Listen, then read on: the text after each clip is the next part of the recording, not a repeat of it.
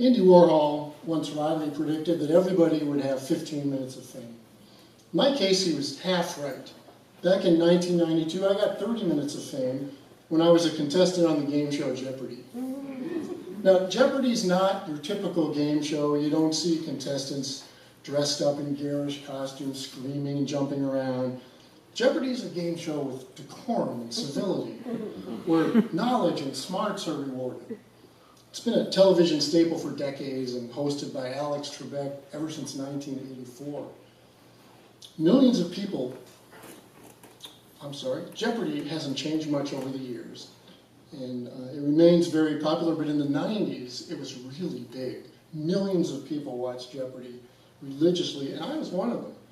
Sitting on our couches, we got a nightly ego boost shouting out the answers, especially when the contestants didn't know them. This behavior was parodied by Cheech and Chong on one of their comedy albums. In the routine, they're sitting on a couch, sharing a joint, and watching Jeopardy! Hey, I know that answer, Cheech says. I can't believe this guy doesn't know that. What a dumbass, man. Chong replies, yeah, these people are idiots, man. How do you get on this show, man? Well, after years of wondering about that myself, I finally decided to find out when Jeopardy! Held one of their periodic auditions at Hollywood Center Studios. I wasn't particularly drawn by the prospect of being on national television, although I thought that would be fun. Fame really wasn't something I aspired to. I had encountered famous people in my work as a magazine writer, and they seemed to share a certain aloofness and wariness. Some of them were more than a bit full of themselves. They were also cut off from normal living, which didn't really appeal to me.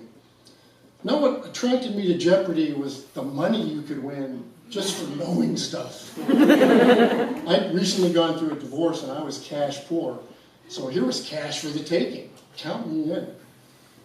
More than 1,000 people showed up that day for the audition, eager to be Jeopardy! Contestants. Some had come from clear across the country. After 2 hours of knowledge tests and mock games and personal interviews, only about a dozen remained, and I was one of them. We were thanked and told that we might be called. 4 months went by. Then one evening the phone rang. Hi, this is Susan from Jeopardy! The caller said. Can you be here tomorrow morning at 8 o'clock? So it was, just hours later, that announcer Johnny Gilbert intoned, now entering the studio, an editor-writer from Thousand Oaks, California, Tim Smight. My competition was a school teacher from Pennsylvania named Arlene, and an engineer from San Diego named Tom, who was the returning champion. He'd won over $18,000 in the previous game. Welcome aboard, players, Alex Trebek said, and then we wheeled into round one, which has the easier questions. Actually, it's the answers. The contestants have to provide the questions. What is smallpox?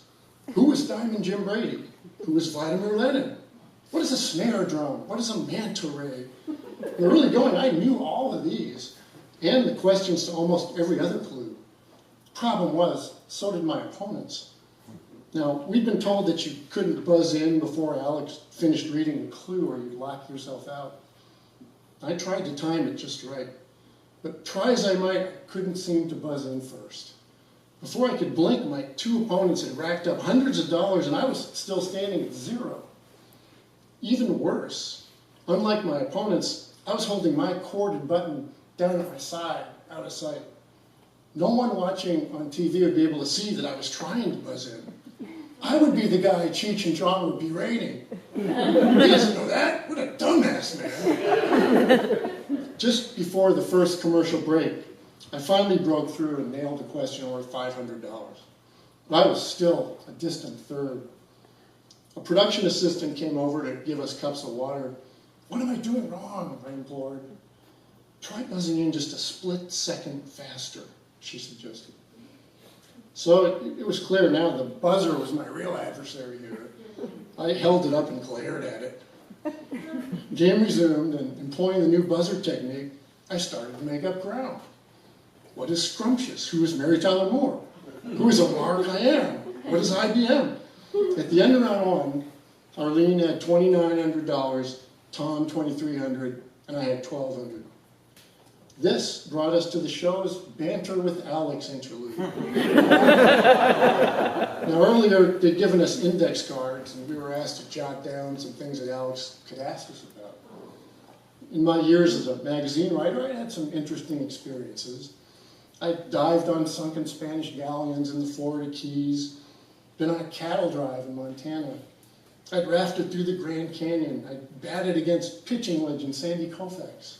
I'd trekked through Borneo. I'd hopped freight trains. I was certain Alex would want to hear details about one of these things.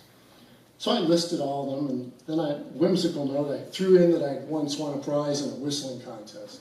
Of course, that's the one you asked me about. And that's why millions of Americans saw me do a steamboat whistle on Jeopardy! Round 2 got underway with harder clues and double the money up for grabs. I got a few questions early on and was feeling increasingly confident. I had momentum, and the studio audience seemed to be with me. Halfway through the round, I was close to taking the lead. But then Tom went on a tear, cherry-picking the $1,000 questions. He nailed 5 of them in a row. I finally broke his streak and got the 6th one, who was Grover Cleveland. But the damage was done, and Tom now had a huge lead. When round 2 ended, his total stood at $9,200. I had $3,600, and Arlene had $3,400. The final Jeopardy clue, on which you can wager as much as you have, was about British royalty. As it turned out, none of us knew the correct question, but it didn't really matter. Tom was uncatchable. He wagered nothing, and he pocketed his $9,200. I wound up holding on to 2nd place and winning a dining room set. You didn't get to keep any money back then unless you won. Arlene took home a VCR for 3rd. I think it might be in the Smithsonian now. Several weeks later, the show aired, and I hadn't come away with any cash, but the next day, I began to feel something of what fame was like. Walked into a meeting at work that morning to find the show playing on a TV monitor. Everyone was excited, wanted to know details. What was Alex like? Was I nervous? And yes, why didn't I know those questions at the beginning? That afternoon, I headed over to UCLA where I was covering a pro tennis tournament. The writers got to hit some balls with the players, which was pretty cool. In the middle of this, Stefan Edberg, who was then the #1 ranked tennis player in the world, walked up to me. Say, he said, "Did you win Jeopardy last night?" I admitted that I was.